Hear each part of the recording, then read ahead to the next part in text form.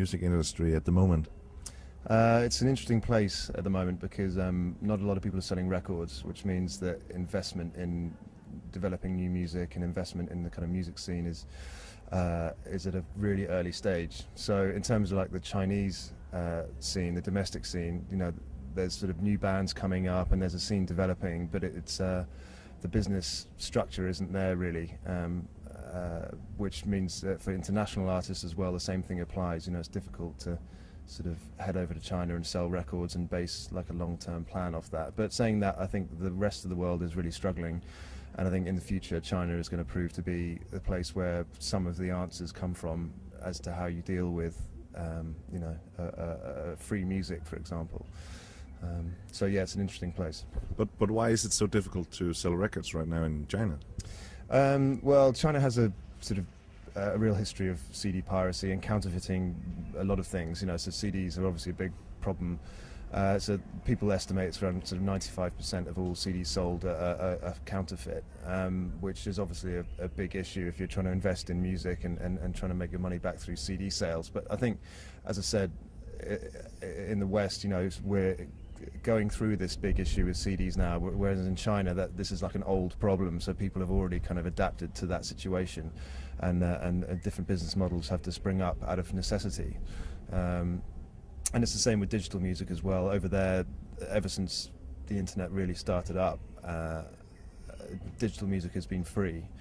So people are just used to the idea of going on and having one click, or just searching for one term and then one click to download that song immediately. You know, with no kind of moral issue with that, because it's just the way it's always been.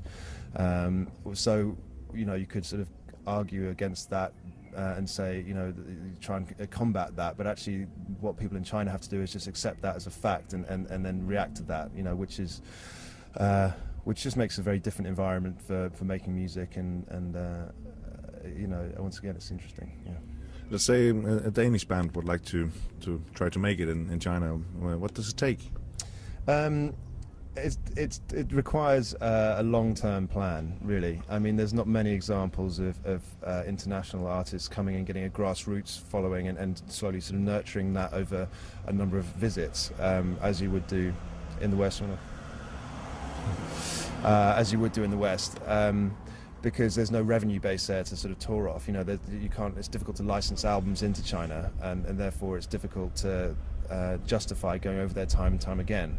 I mean, there are examples of it being done quite I guess, modest examples of success would be someone like Maximilian Hecker from Germany, who has licensed a couple of albums into a little label in China and actually come and toured off the back of that, and now plays to, you know, 700-800 capacity rooms with, you know, 99% Chinese audience there, which is a real achievement. Not many people have managed to do that, but that's required long-term investment and a partner in China to do that. So if a Danish band, for example, wanted to replicate that kind of success, you would have to find a label like that, which is difficult, and you would also have to commit yourself to a lot of touring around China, and at the same time don't expect much in the way of financial returns from that in the short term.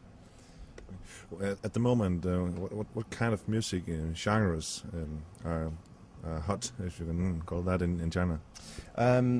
China is a really pop-centric market, you know, so 90% or so of the music there is formulaic pop.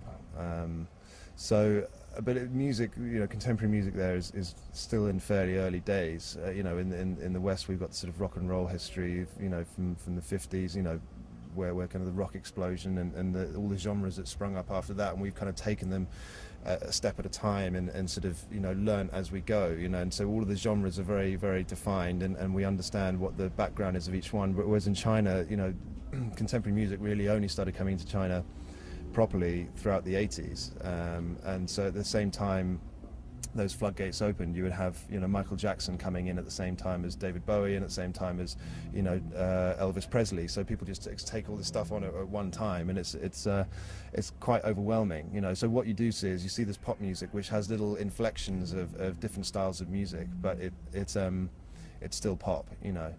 So I think going forward, that sort of that pop environment where there's a little bit of hip hop, there's a little bit of rock, there's a little bit of country and western, those little elements in that pop scene there will slowly, people will say, okay, I like that section of that song that's kind of the lap steel from the country and western sound, so that will slowly maybe develop off into an interest in the roots of that actual genre. So diversification of genres might occur. You don't really know, but right now it's very, very pop. But saying that, there is a growing interest in alternative and independent music. The difficulty there, as I was saying, is that because people aren't selling records, the independent music scene there is having a sort of slow time in developing. But you go to these venues now and you watch sort of indie rock bands, Chinese indie rock bands, where 3 years ago there might be 50 people there, now there's 200 people there, 300 people there, and it's really developing in a great way. And also more and more festivals are springing up. This last May holidays we had four large festivals in China over a weekend. So it's like one in Beijing, one down near Shanghai, one in Chongqing, one in Chengdu, and these are decent festivals. And there's anything on at these festivals from rock to pop to electronic. And people are slowly sort of finding out the pleasures of going out to a field and singing along to live music. So it's really it's all happening. It's all developing there. There's hope for us all in the independent scene for sure. You've been here now 2 days at the Spot Festival. Are there hope for any of the Danish acts in China? Well, I think actually we've yet to find out really what the independent foreign artists. Which independent foreign artists will actually really resonate in China, because no one's really committed a significant amount of time or marketing budget to China, because the rewards aren't obviously there. But I think there's some amazing talent I've seen here in the last couple of days, and it's obvious that Denmark sort of has a great depth in music and particularly songwriting, I think.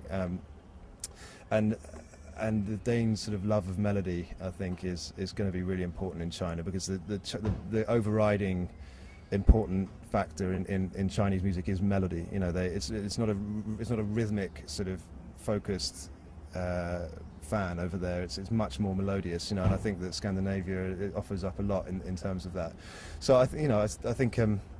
But in terms of, let's say, more sort of rock acts, I think you've got a great setup here with Danish Rock Council, and I was actually invited over here by Martin Hansen, who's your guy on the ground in China. And I've met him in the back of various dingy clubs all over China.